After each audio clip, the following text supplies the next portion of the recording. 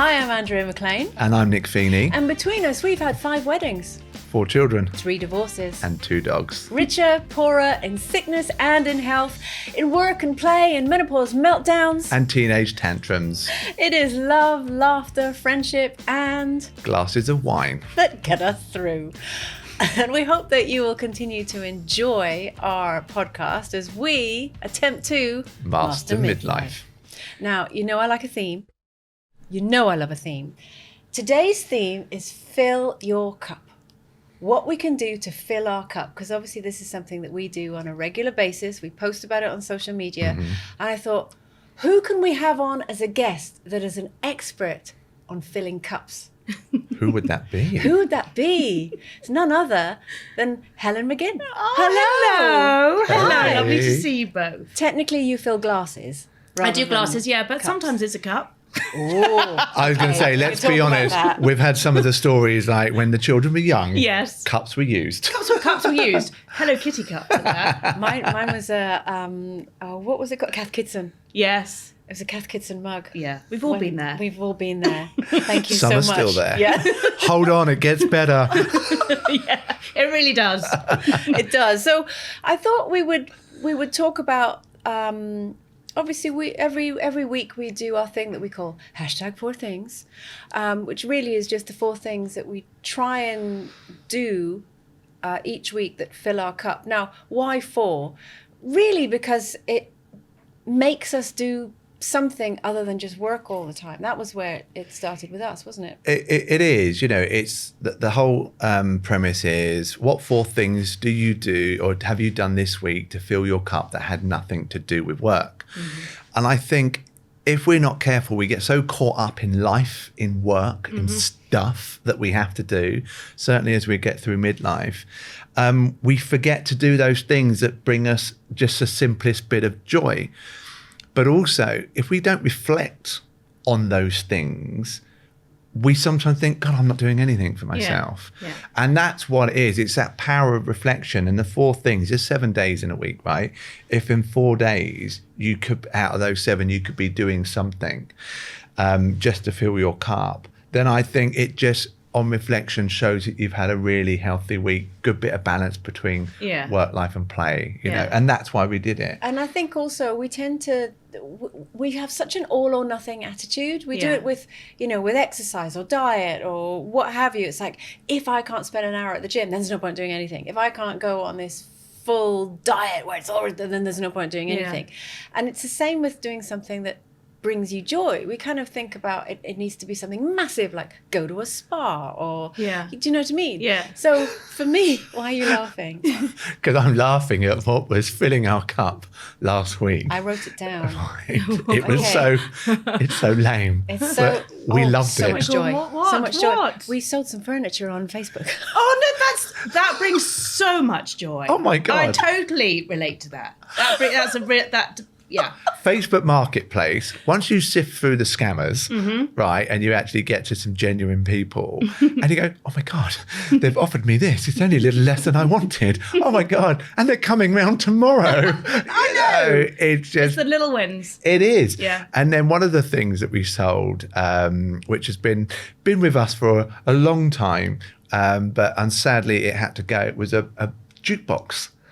And it's a stunning bit of kit, but where we are now, it just sits like it's trying to hide in a room that it's not wanted not the in. kind of thing that you can hide in a room. A jukebox, is it? It's No, massive. and Basically, just sits there telling you it's still there. I mean, it's quite a modern one, as in it was only, it must have been 20 years old or something, as opposed to, no, the retro styling of it was 20, but it had mind you, the iPod fitting. It had an iPod fitting. Oh, wow. The original iPod. It sounds like some jukebox. Oh, yeah, but it had all the bubbles and the colour lights and everything. And it had a video screen as well, which would play the music video. And I mean... I'm quite sad you got rid of it. as a party piece, It's been it was brilliant. amazing. Yeah. But one of the things was, we were grateful because we've been trying to shift it for a while, and someone actually bought it off Facebook And Marketplace. actually, how much joy did we get when we were voice messaging back and forth? We were helping her set it up and all that sort of stuff.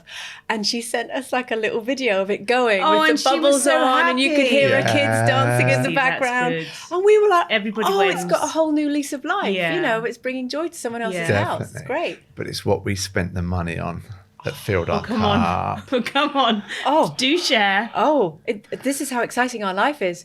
We got new bar stools. Again, I'm with you. And it was that. So, I mean, did you find the perfect bar stools? Oh no, that makes it sound like we have a bar. It's not. It's the kitchen Comfy. bar stools. Yeah. Comfy bar Really? stools as Oh. well. Yeah. Yeah. It's like really we've been nice. sitting on these ones, which we really did like the look of, and they've been great. But we're sitting on it, and after about 30 minutes of sitting on these bar stools, your back starts going, "What are you doing? Yeah. Please get off. It's I so uncomfortable." think the key word here is comfort in everything. So you need, absolutely. You need Oh my gosh. comfortable So bar yeah, stools. this is how sad our life is. Was that our joy was, I see it as, it's like fun recycling, because you're Yes. passing something on Yeah. that someone else is getting some joy out of. Yeah. Then you're getting, and we bought things on Facebook Marketplace as well. And this is not an advert for them. It's just who we happen But to if be you do want to using. sponsor us, give us So a shout. happy with that. So happy with that. Because it's all about the little tiny things. We had a trip to IKEA. But I think that is a whole premise of filling your cup, and going Yeah. back to what Andrea said. It's not about Not the big the things. big things. Yeah. We have to remind ourselves that there are so many little things that we Yeah. can do daily, Yes. right, that can actually remind you how good life is. Yeah. There's plenty out there reminding you how tough life is. Yeah. You know, so sometimes, each week we have to look a little deeper. Dig a little deeper. Yeah. But even like our trip to IKEA, I mean, there we were. We were Sunday there early morning. before it opened. Were you? Yeah. Always good. We had a debate. I need to eat first before I go to IKEA, because you could get lost. You could be there for hours. Yeah, you need absolutely. supplies, right? Yeah, Exactly. You're So so what sort right. of things do you do to fill your cup? So I was going to say, whilst you were talking about your IKEA trip, I was thinking, I think I'm actually quite good at filling my cup on a regular basis. Good. Which is and brilliant. but so I do think it's little things like, so this week, for example, 3 weeks ago, we got a new puppy because we lost our really old black lab back in February, and I honestly didn't think we would have another one because we loved him so much, and I couldn't imagine having another one. But we did get a little black lab, and he is now about 3.5 months old. And one of the things that I just love doing, because I'm lucky enough that most of the time I can work from home, is I will just sit on the kitchen floor and play with him for like 10, 15 minutes. It just makes you stop. It's such a joyful thing to do. He's the sweetest thing, and everything to him at the moment is so exciting. And so when you sit there and you do that for a bit, I mean, that is a lovely thing to do. It's therapy in itself. Do you know what? It It's is. like you are speaking to people that absolutely totally get it. We are massive dog lovers, Yeah. and we have our dog Teddy Cavapoo. Yeah. We also sadly lost Jackson and Andrea's dog when I first got together with Andrea. The maddest, gayest dog ever. He was just so happy, wasn't he? He was well, like He didn't just say hello. He said, "Hi." He Every loved day. everyone, and He loved everything was every minute. awesome. And I he was loved a it. joy. He was Yeah. such a joy. But Yeah. even like with Teddy, it's like today he just sits on the chair and just looks. And I think the thing when you have a dog, Yeah, it makes you stop. it does. Yeah. It's probably like when your children are younger and they have good phases, because there's Yeah. certain phases you can't wait till they're older, but Yeah. there's other phases Yeah. when they're younger. Yeah. You just look at them, Yeah. and it fills you with so much love. Yeah. And Yeah. I think that's certainly what a dog That wasn't my tummy, by brings the way. in. That very strange noise. But I think as well, we very often at the weekends, one of my favourite things to do is to go for a walk with the dogs. So we've got 2 others, we've got 3 altogether. Wow. And we will sometimes drag like one of the children with us. We've got 3 teenagers. But if they don't want to come, Ross and I will happily go by ourselves with the dogs for a walk for an hour. And we live in the New Forest, so that's a really lovely Beautiful. thing to do. And Yeah. do you have like a nice pub or cafe or something en route? Well, funny enough, most Sundays, because where we live, we are back. Ross and I met when we were young because we were in the same village. Hang on. Young. Yes. We know the age. Come on. There's young and this. 4. We were 4 years old and we were at the village school, and my first words to Ross were, his first words to me, were stop following me. Tell me you said no. I said no. I just carried on, round and round the playground, just kept following. Hi, still here. And we've been together for years. Wow. So we now live where we live. We're near my parents, his parents. So most Sundays we will have a Sunday lunch. Mostly now at ours because our parents are all getting older. So we will just have them at ours. Also, when you've got 3 teenagers, it's easier if you just do it from home because you know they'll stick around if they know there's going to be free food. So most Sundays we'll walk the dogs, then come back and have Sunday lunch. And it'll be a variation of different, whether it's his parents, mine, my sister-in-law, whoever it is, around the table. That just sounds like that's our idyllic. perfect Sunday, isn't it? Yeah. I love it. We've always done it. And Ross's parents always did the same. Mine didn't because my parents got divorced when I was quite young. So I didn't really have that Sunday lunch thing in the same way. His did. And I remember growing up, as much around his table, funny enough, because we've been together for so long. So we've always tried to do that with ours.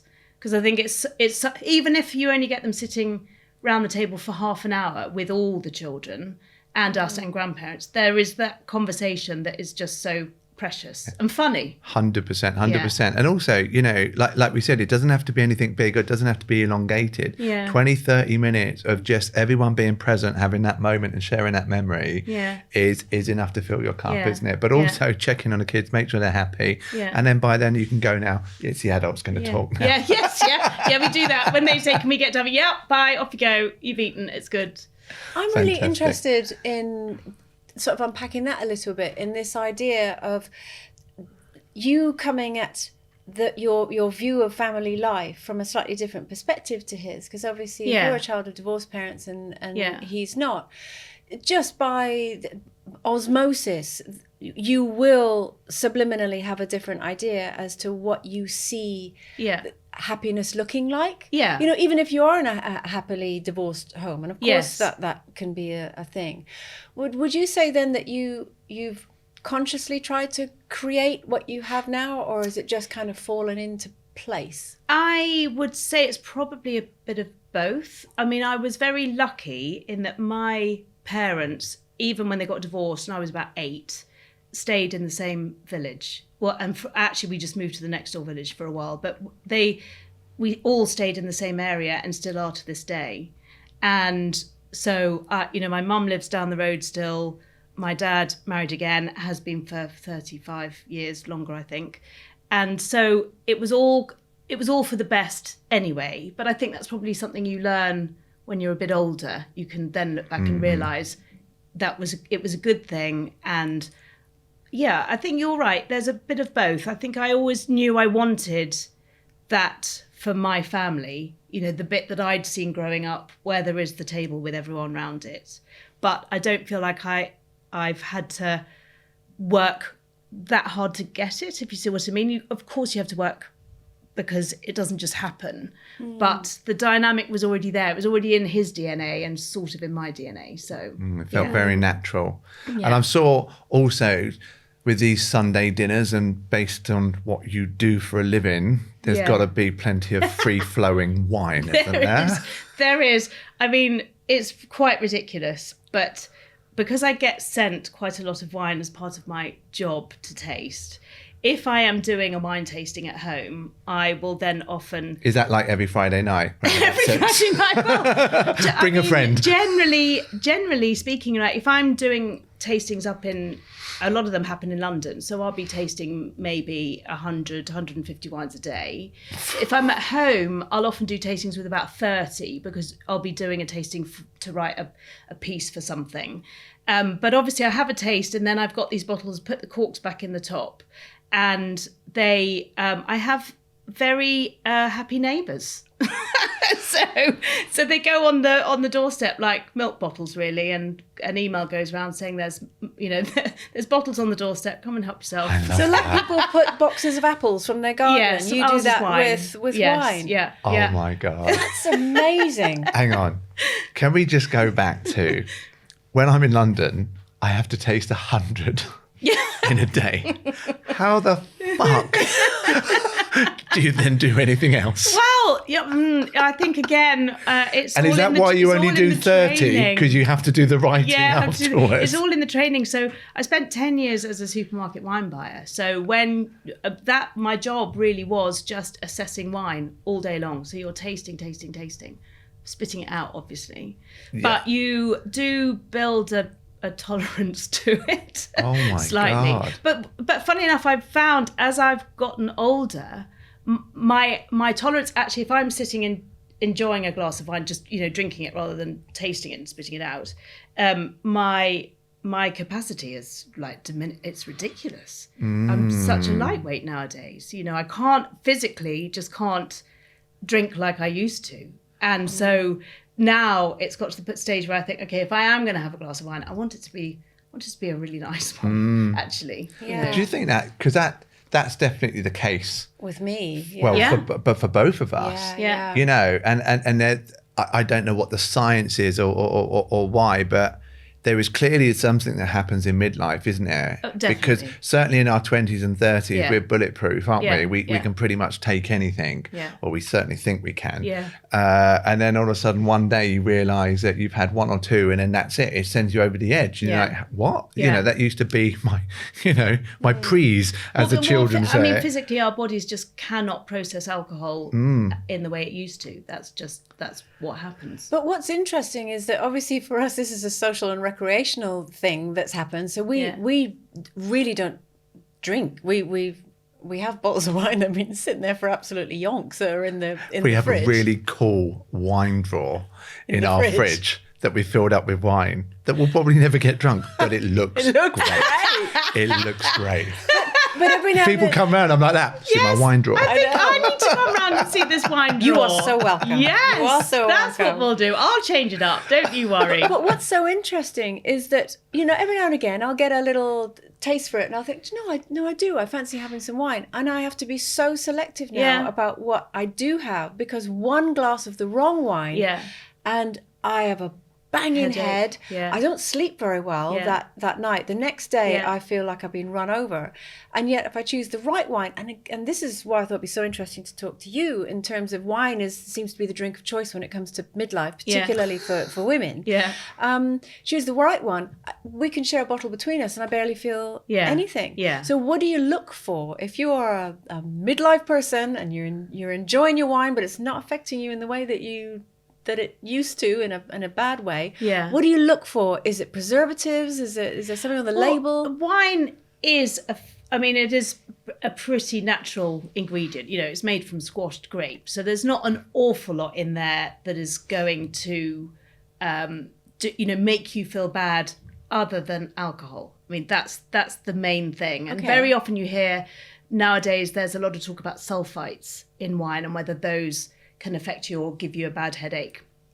And I think very often the conversation is about sulfites without remembering that actually the number one factor is alcohol. So there are some people who definitely do unfortunately react to sulfites more than others, and some people are allergic and you get quite a reaction to the headache thing that you talk about. Lots of people do seem to say that it gets to a certain age and stage and then that happens and they just can't enjoy wine in the same way. But I think generally my advice would be, drink less but better. And if you are going to enjoy a glass of wine, make sure it's something you really enjoy. Don't just, don't settle for second best because it's kind of not worth it. And I kind of avoid the more alcoholic wines. I'd rather have something that was more like 12-13% than the old 14.5-15% wines, because that makes a big difference. Am I going to sound like a right numpty? I've never looked at the alcohol content. Yeah, Ever. no. Well, it's usually in tiny writing at the back, so it's it's sometimes you can't see it straight away. Right. But I tend to like wines that are a bit more subtle nowadays anyway, rather than the big blockbusters that I used to love. Yeah. That's so interesting. I mean, I know, I like a pick pull. I that's- like a pick pull. That's good. That's We love usually a about pick 12 pull. and a half. Oh, 30%. so that's why nice. that sits better with me. I think so. Rather than I don't really know anything else. Sauvignon Blanc or a But Sancerre we've or a- been out to restaurants before where we've had a pick pull, and you've been like run over the next day. Yeah. And then there's a particular one that we get from Tesco's that just The finest. works. Yeah. It's lovely. It's It so nice. just and- works. Yeah. And I have no Yeah. ill effects Yeah. at all, and we just enjoy the taste of it. Yeah. And you've got to eat. You've got to eat Oh, yes. with wine as well. I think that makes a big difference. Sometimes when people say to me they've had wine and then they felt, it's made them feel really awful the next day. I'm like, well, did you eat when you had? No, I was just grazing on snacks. Well, that'll be it. Make sure you eat, because that's all part of, that will help your body really just break it down and cope with the alcohol. If you're drinking on an empty stomach, you're going to feel... Well, the reality is, as you just said, it's the alcohol that's bad. And let's be honest, it's poison. It is. Alcohol is poison, Yeah. right? Yeah. Packaged up in wine can make it palatable poison, right? Really, a really bit more enjoyable. Yeah. But ultimately, It is you toxic, are poisoning your body. Yeah. So, Yeah. like you said, the reality is, okay, if you're going to do something, find something that you're going to enjoy, Yeah. make it a decent quality, Yeah. and but also, don't go for second best, because if you're Yeah. going to poison your body, Yeah. have fun doing it. Yeah. Yes. Yeah. Is that what we're saying? Well, I think that's what I was saying. And care about what it is you're drinking. Because whereas, with food now, we care a lot more about where things come from, who made them, what's in it.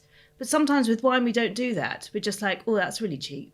Where, I want to know who made it, where it comes from, what's the story behind it. Because that's all part of the enjoyment of enjoying a glass So of if wine. you were going to give 3 tips based on that, then, because your obviously level of knowledge is far surpasses the average midlifer, right? It's the only thing I know about. So what is it that we should be looking for? Because you're quite right. So many people were, we send someone down to pick some wine up. They'd be like, well, there were 3 there. One was this price. They don't say where it was from. It's No. like you're guided by the price. You do. What should we be looking for? Well, I think the sweet spot really is between £8 and £12. You can find some really good wines. You don't have to pay a lot to find a good wine, but you do know where to look. You do have to know where to look, because quite often if you're paying for a wine with a big, well-known name on it, a region or a producer, you're paying a bit extra for that. So sometimes it's going to the slightly more under the radar places. So, for example, instead of buying Châteauneuf-du-Pape, buy from Lirac, which is an appellation on the other side of the river. Same grapes, similar soil, similar style, but usually quite a lot less expensive. So it's little things like Right. that, I always say. Knowing where to look. Yeah. So I wouldn't even think about that. No, we'd just go to Tesco's. I don't even know where that There's a region lovely is. one in there is a lovely one in Tesco. There is a lovely one in Tesco. And also, I always do think those supermarket ranges they have, like Finest or The Best or Taste Yeah. the Difference, there's often really good wines in those ranges, because the buyers have spent almost kind of more time and effort getting those wines right, because it's got their name on it. And that's what I wanted to ask you, actually, in terms of, obviously you mentioned Châteauneuf-du-Pape, and there are these big, bold global brands that can come to mind when we think of wines. Is there Think of one. Châteauneuf-du-Pape? I can't think of a single one. No, but I That was- come to mind. Clearly not right now, though. None came to mind. No, but did you know what? Champagne brands were coming to mind, but Oh, not. you are I so love but not posh. wine So bougie. brands. Oh, I know. check I her know. out. While you're here, actually, is it Moet or Moet? Mow it like you do the lawn. Yes. Moet like Mow you it do like the you do the lawn. Moet. Yeah. That's so interesting, because I always said Moe, and then I heard someone saying Moet, and I was aghast. Okay. Yeah, it Is it Moet. Veuve or Verve? Verve Clique. Yeah, Verve Clicquot. Veuve Yeah. Clicquot. Oh, we are Yeah. learning, kids. We are. So no, but my original question is, Is there a shame in going for a supermarket brand? You know, you go into a No. party and you turn up with your Sainsbury's or your Tesco's or your Aldi and Lidl and all this kind of thing. No, I mean, I as an ex-supermarket, but that's where I buy all my wine, pretty much, from the supermarket. I do have a really lovely independent wine shop near me in Lymington, and if I'm in the high street, I cannot walk past it without going in. So I will go and have a Well, you've got to porridge. get your 100 a day in, haven't Got to get my you? 100 a day in. Oh, and also they have some such lovely things as well. That's my equivalent of time in a sweet shop. That would be one way of filling my cup, is giving myself 20 minutes in their shop. I think we'll join you. We'll all bring a cup. Yeah, but no shame in buying in supermarkets at all. I mean, the opposite. I think, you know, the buyers now, they really know what they're doing. They get some brilliant value wines, and wine is one of life's little luxuries. And as I say, I mean, I've not made a career drinking the really smart stuff. My career in wine is about drinking supermarket wine, everyday wines that I want people to enjoy. So. Do you know what? This is something that, so years ago, I used to work in really high-end hospitality. So I went on many, many wine courses and things like that. And some of it, I'd sit there coming out at the end of it going, not really knowing much more than what I went in there. Because there was so much detail and everything like that. But there were a few things that stuck with me. And one of them was probably similar to what you're saying with the supermarkets, is when you go to like a really nice restaurant or a really nice hotel, they have probably done more work on choosing their house wine than they have stocking all the other well-known brands and all that. And if you go in there and they hand you this 400-page document wine list, and the sommelier is looking at you going, how can I help you? And you're feeling overwhelmed. Actually, just by choosing the house wine, you're probably not going to go too far wrong. So there is that hilarious myth that people always go for the second cheapest because they don't want to look like they're too cheap, so they just go one up or one down. And you know, I can imagine when you're handed the wine list and someone's standing there saying, have you chosen yet? And most people will just be looking at it thinking, I really hope I see a name I recognise. Like, I just want to see something I recognise. Where's Jacob's Creek? Jacob's Creek, come on. But I always say to people, first of all, if you're somewhere, I think the better places have shorter wine lists, because I think that, you know, there's such a thing as too much choice. Just 100%. If it's a shorter wine list, and then you feel like everything is well chosen. Secondly, if there is a sommelier or somebody there who seems to know what they're talking about, ask them, because chances are they will have tried everything. And then you can say to them, right, this is the style I like. So I like a pick pool. What on here is similar to that you think I'll like? I mean, don't be scared and say, you know, just panic. Do ask, because it's a bit like hairdresser paralysis. You know, sometimes when you get to the hairdressers and they say, what would you like? And you say, oh, I don't mind, do anything. And then you're sitting there thinking, oh, no, not too much. Not that. So, you know what you like. We all know what we you know, we're old enough now to know what we like and what we don't like. So don't feel intimidated about saying that, and also saying how much you want to spend. So, you know, I don't want to spend over this much. I always do that. Yeah, I mean, I will say I have been into a couple of places before, and I said, I don't know, I just fancy a nice glass of red, you choose. And I come back. Yeah, and I was like, whoa, they saw you coming. Freaking hell. I could have bought a bottle for that. Never do that. I'm like that, Yes, scooping yes. out the glass. It's like, look at Yeah, no, don't do that. Goodness me. So obviously this is what you do for a living. If someone is listening to this and thinking, do you know, I enjoy wine and I want to know a little bit more about it, how do they go about it? How do you educate yourself? Well, obviously, I would say that the best way to do it is just to keep tasting. Going back to the thing about tasting lots of different wines, it really is. I mean, the best research is by always trying something different. Try and make every bottle you taste different to the last one, so that you're, you know, because we tend to end up finding our thing and sticking to it when we're buying. So, but we wouldn't eat the same food all the time, but that's definitely what we do with wine.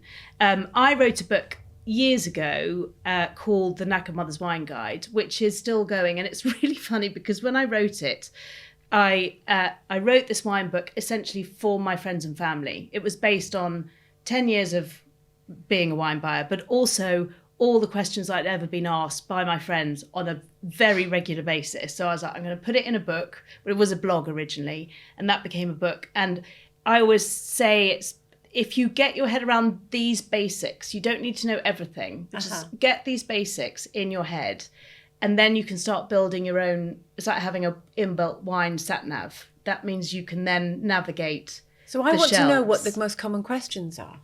Shall we have one more? Yeah. That's very true. Well, there were lots of common questions that so at the end of each chapter, there is a myth that I address, because, wine is full of myths. It's a bit smoke and mirrors sometimes. And then actually I did do an online wine course last year with Create Academy. So that's essentially putting the book into visual form, and it's all about like just doing it in chunks. And as you say, it's such a massive subject, and I've spent my working life devoted to learning about it, but I've realized that that's the thing. Everybody can taste wine. Everybody can taste wine as well as I can, because you know what you like and don't like. Nobody can tell you if a wine is any good apart from you. But then if you can layer that up with the knowledge of where to look and where to go and what questions to ask, then you can get a lot more out of it. And that's what I'm really trying to help people do, I think. I think what I like doing is like, if we go to a nice place on holiday or something like that, and we get local wine from that region. Yeah. And then it's something that we will take pictures of the wine and all that, and then try and explore that region when we go to other countries. Does that make sense? It's gorgeous. Because there is so much wine production. There are so many places that you do. Knowing all that, if it's not your day job, is so overwhelming. So just remember a time where you actually drunk something nice and sort of build out on that. But and I do think for me also what I love about it almost more than anything is the fact that it is something that you generally do sitting down at the table, probably with someone you love, like a friend, family, whoever it is, and you're taking time to sit down. So wine is there, but it's not, for me, it's not the be all and end all. It's about what you're doing with it and the time you're having with it. So having that glass on holiday. The next time you ever find or come across that wine you loved on holiday, when you try it again, you'll both have those lovely memories. Do you know what I mean? So for me, wine is so much more than just what's in the glass. But I just think it really makes me want everyone to get the most out of it rather than be scared by it, because it isn't something you should be scared. Definitely not. And let's be honest, what would midlifers do without wine? Oh, crikey. Can't even trying to think. Yeah. Trying to think. Let's not scare anyone. There's plenty of wine. It's fine. We haven't heard anything. No, but everything you said there, Helen, is so beautiful, because it really sums up that it is about filling your cup. It is literally about filling your cup, about the ceremony around it, the company around it. And just to finish off there, when you were saying about, what would we do without it? Obviously, if there are people listening who don't drink, what can they do in terms of alcohol-free versions of wine or that kind of thing? Is there such a thing that it's as good as the normal wine, in your opinion? I wish I could say there was. I really wish, but in all the years, I'm still yet to find the alcohol-free wine that I drink and think, oh my goodness, that's so delicious. I could be having a glass of wine, because essentially alcohol carries flavour as well. And the minute you take alcohol out of a drink, you also do take flavour and backbone. And very often that whole is filled with sugar instead. And there are some alcohol-free wines that are coming out now that are not as sweet as they used to be, but to be honest, most of them to me still taste a little bit like grape juice. And if I'm not going to have a glass of wine, I'd rather have a tonic or a flavored tonic, or do a really nice simple non-alcoholic drink. I drink Mother Root is my go-to on my booze-free days, which I do have, believe it or not, which is just a ginger switchel and a drop of that with some tonic, because it's flavour and it's refreshing and it's gorgeous. And actually, it's only really on my non-drinking days, it's only that first one that as soon as you've had something else rather than that first glass of wine, it's gone. I don't then feel like I'm missing out. As long as you have that one really nice drink that you make and make it look nice, put a nice little twist of lemon in there or whatever it is. But alcohol-free wine, it's yet to do it for me. Do you know, I've got a funny story about alcohol-free wine. We got sent some, didn't we? And because I'm all about looking after yourself, self-care and that, there's part of a golf group that I'm part of, and now and then they say, does anyone want to sponsor a hole or something like that? And I thought, I'll sponsor a hole, but I can't really be giving away bottles of wine and encouraging people to drink when I'm encouraging them to look after themselves. And I'm not saying you can't do the both, but most of these guys definitely get the balance wrong. So I gave this bottle of alcohol-free wine. Well, needless to say, that alcohol bottle of free wine has made an appearance several times with people donating it. Just going round and round. No one wants it. Just keeps doing the rounds. Oh, that is funny. Yeah, is funny. so stick to wine. Yeah. Do you know what I have? I have kombucha.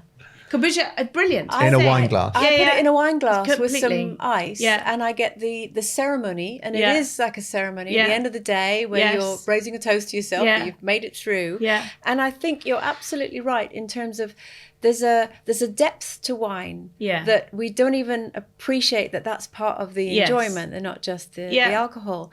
Yes, it's got that coldness, that bite and that fizz, but it also does something at the back of your throat, I think, the kombucha. So for me, that's what I have. It has all the flavour in there. There's a gorgeous producer called the LA Brewery.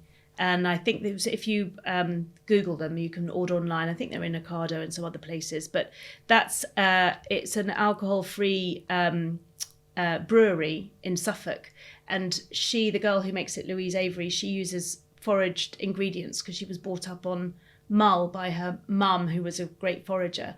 So everything she uses is in season, and a lot of the stuff that she does as well, it changes throughout the year. But her drinks are so delicious. They are so delicious. Back to the point, you don't miss out. You don't feel like you're missing out because you're having something delicious. It's just not trying to pretend to be wine. I think that's where I have the problem. It's where drinks are trying to pretend to be wine and they're so clearly not. So just don't pretend. But it's like all of us. Don't pretend to be anything else other than what you are and be brilliant at that thing. Exactly that. But I don't get that with even vegan foods and vegan bacon. It's like, no, people don't want to eat the bacon, so be something else. Yeah. And they manufacture these things to look like something that they're trying not to be. I just don't get that. Yeah, just be your own. Be your own thing. version. Yeah. Because alcohol-free beer is amazing because there's lots more flavour to play with, and a lot of them they don't have the alcohol removed. They're made so that they don't have the alcohol in the first place.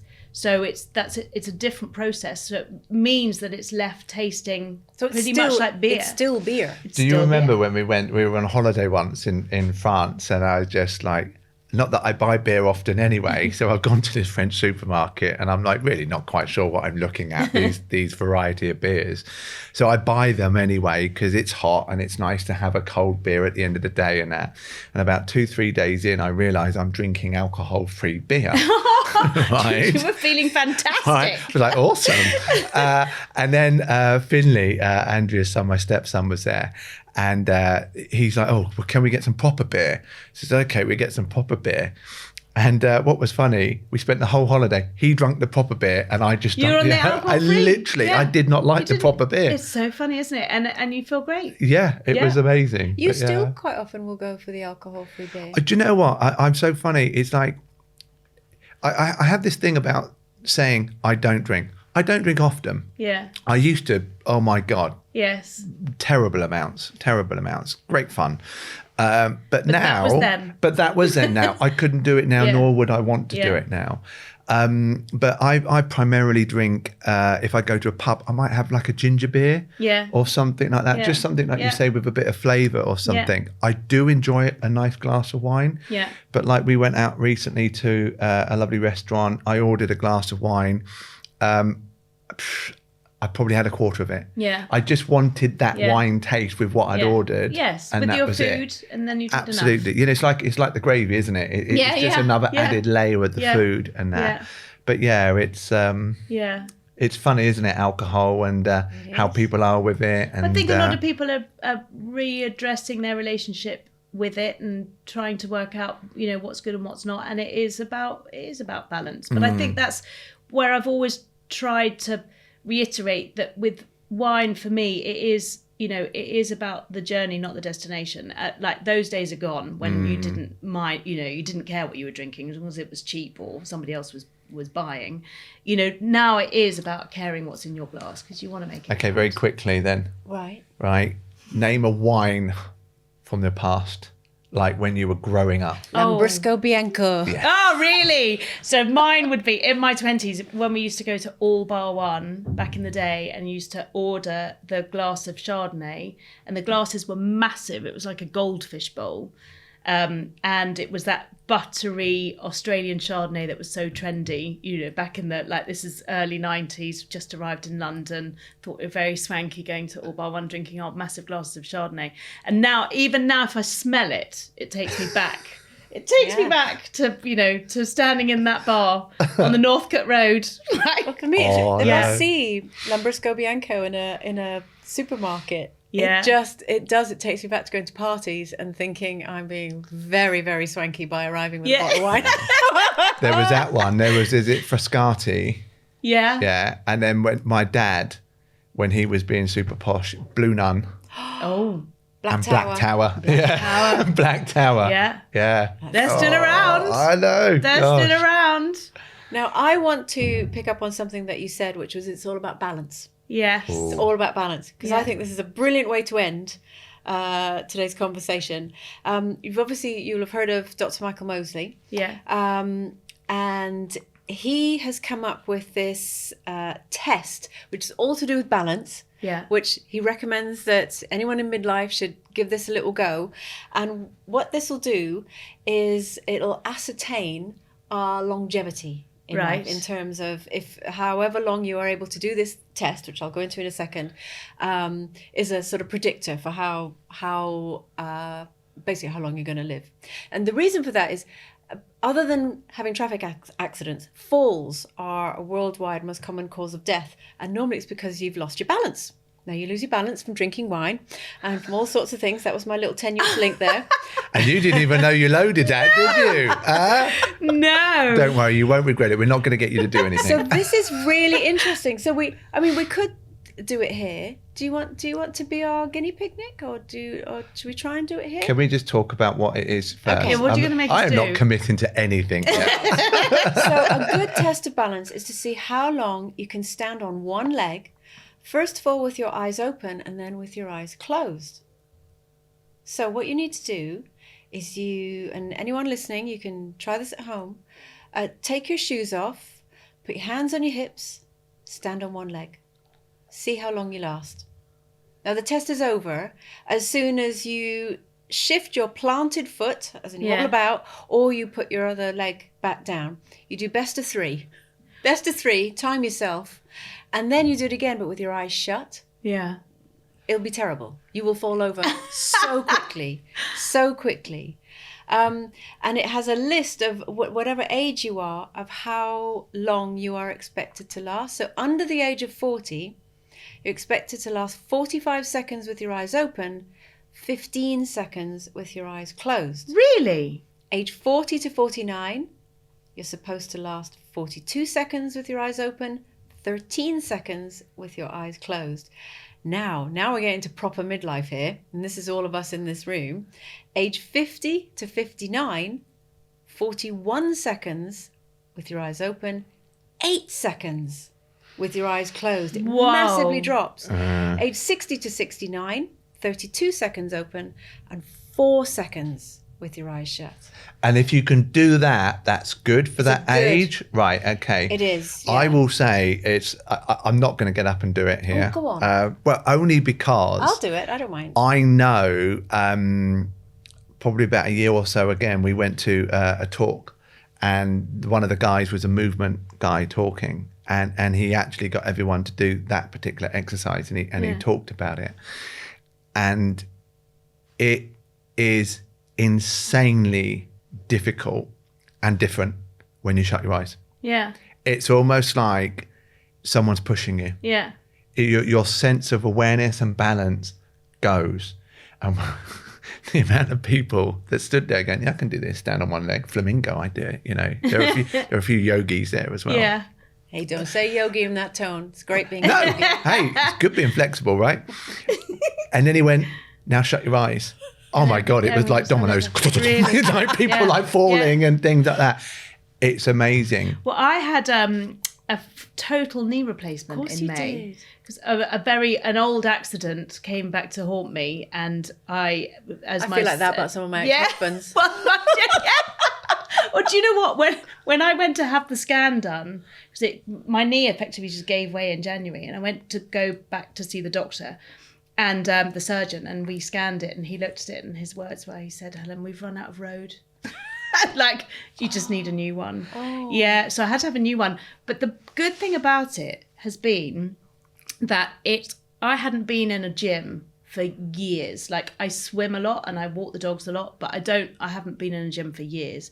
And this knee, I had the operation in May, and I've had to do physio exercises every day for when I can, pretty much since then. And it's got me back in the gym. It's got me doing lots of balancing work. And in a way, it is a blessing in disguise, because it's made me realise that, as much as the swimming and everything else is good, it is about just looking after your bone, your bones, your muscles, just the basics, the strength, the basics, exactly. Rather than flinging thinking you've got to go for a long run. Yeah. No. Just go into the gym and go and stand on one leg, like, for as long as you can. Hopefully more than 8 seconds. Do you know what? Brush your teeth of a night time and try this exercise, because the thing is, it is something that is incredibly important. Not because he says it, right? But it actually is. Yeah. There's a statistic that I can't remember in the age group, but certainly as you go over 50. The people that fall and break their hips within 18 months, it's something like 60-70% of them don't last 18 months. Really? That's shocking. And that's how important balance is. That's shocking. Yeah, that's really shocking. Can I tell you why it matters? Because you will learn this about me. I love a survey. I love a study. You love a research. I do love research. So in terms of why does it matter?